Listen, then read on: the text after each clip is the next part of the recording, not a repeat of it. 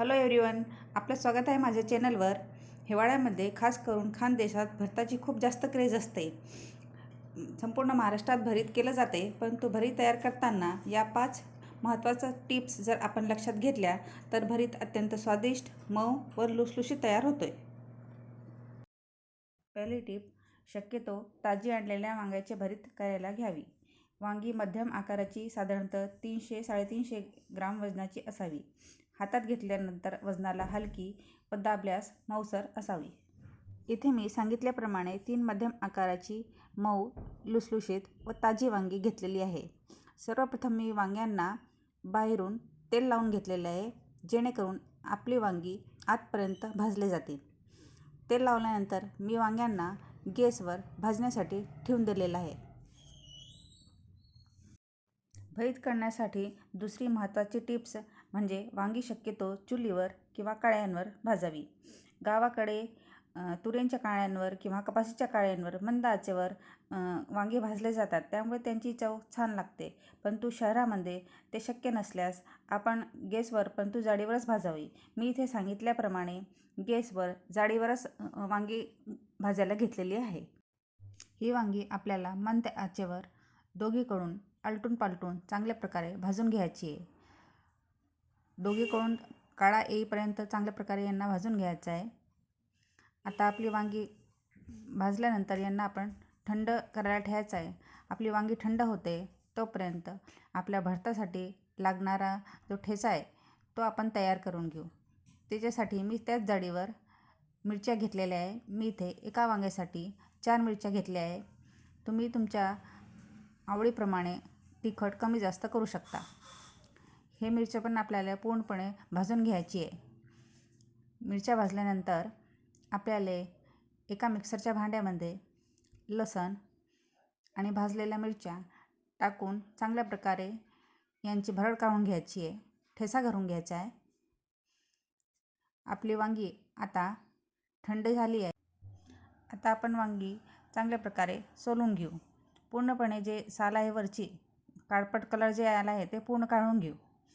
त्याच्यानंतर आपल्याला प्रत्येक वांग्यामध्ये मधोमध चीर घालून बघून घ्यायचं आहे, चेक करून घ्यायचं आहे. ह्या प्रकारे आपण तिघी वांगी चांगल्या प्रकारे चीर मारून चेक करून घेऊ. त्याच्यानंतर आपल्याला ही वांगी ठेचून घ्यायची आहे. तिसरी महत्त्वाची टिप्स म्हणजे वांगी भाजल्यानंतर ती व्यवस्थित ठेचून घेतली पाहिजे. अगदी मऊ, लुसलुशीत आणि वांग्याचे सर्व धागे, रेषा नष्ट झाल्या पाहिजेत. त्यासाठी आपण मेशरचा वापर न करता सरळ तांब्यानेच ठेचावे.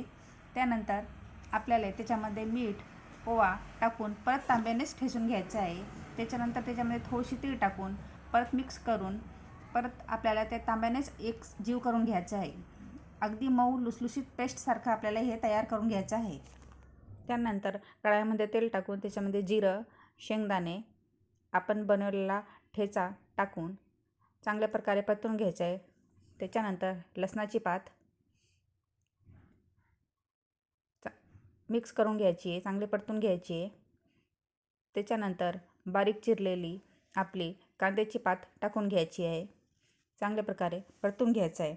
भरीत तयार करताना कांद्याच्या पातीचा वापर योग्य प्रमाणात करायला पाहिजे. कमी किंवा जास्त प्रमाण आपली भरताची चव बिघडू शकतो.